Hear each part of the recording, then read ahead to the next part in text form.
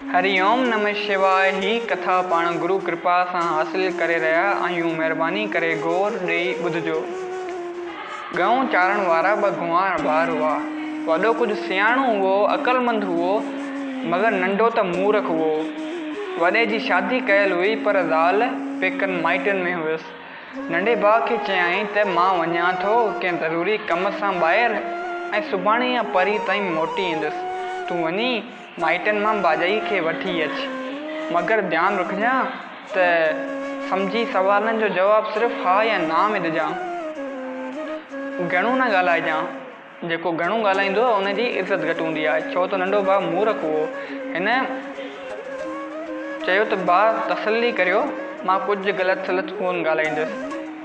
हिन सम्झो त शायदि सिर्फ़ु जवाबु ई हा या ना में ॾियणो आहे, ॿियो कुझु चवणो ई न आहे। हू वियो उन हंधि। भाउ जो सहुरो अची गॾियसि ऐं पुछियईंसि त ॻोठ में सभु चाक हुआ, ठीकु हुआ? चयईं त हा। पुछाईं त मुंहिंजो नियाणो ठीकु हुओ? चयईं त न। पुछाईं त बीमार हुओ छा? चयईं हा। हिन छा पियो कयो? अल्टरनेटिव सीरीज़ माना हा न हा न हा न पे जवाबु ॾिनई। वञूं त दर्शन थींदो? सहुरे पुछियो। चयईं त न। इहो ॿुधी सभु घर जा भाती रोअण ऐं पिटण लॻा। सभु ओड़े पाड़े जा माण्हू बि अची मिड़िया। ॼाण त हू सचपुच मरी वियो हुओ। पोइ आख़िर चवणु लॻो त भाभी जी मोकल ॾियो। हिननि चयसि त उहा हाणे हली छा करे, विधवा थी पई आहे, सो हली छा कंदी? हू मोटी घर आयो। जॾहिं 2-3 ॾींहं खां पोइ ॿाहिरि आयो, वॾो भाउ आयो। पुछियसि त भाॼाई खे छो न वठी आएं? चयईं त हू विधवा थी पई आहे। भाउ चयसि त मां जीअरो वेठो आहियां ऐं मुंहिंजी घरवारी विधवा थी पई आहे। आख़िर हू पाण वियो ऐं वञी ज़ाल खे वठी आयो। खेसि ॾिसी सभु ख़ुशि थिया।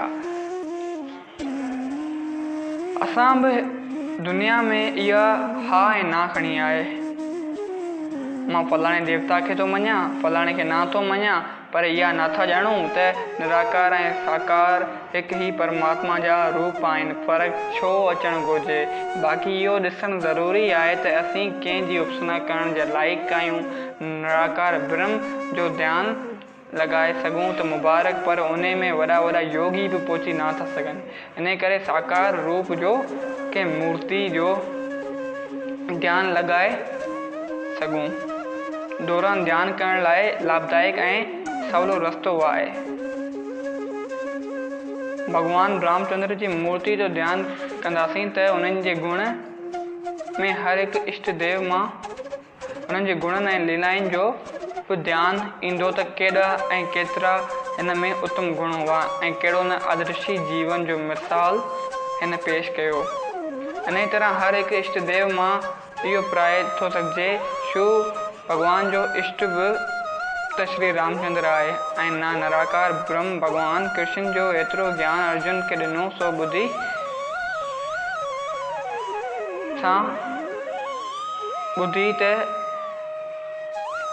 त सुगण में हूंदी आहे ऐं निरागुण या निराकार अवस्था त सभ खां दूर आहे। अर्जुन जो सवाल आहे त भॻवान तव्हांखे कहिड़ा भगत प्यारा आहिनि?